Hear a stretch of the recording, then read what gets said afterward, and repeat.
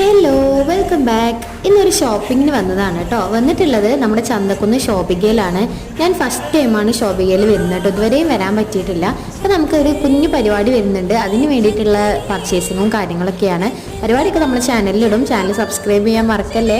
അപ്പോൾ നമ്മുടെ ടോപ്പുകളും കുറച്ച് ഡ്രസ്സ് കൂടുതൽ എടുക്കാനുണ്ടായിരുന്നു. നല്ല അഫോർഡബിൾ റേറ്റ് ആണ് കേട്ടോ. അതെനിക്ക് ഇഷ്ടപ്പെട്ടു. പിന്നെ നല്ല കസ്റ്റമർ സർവീസും കൂടി ആയിരുന്നു.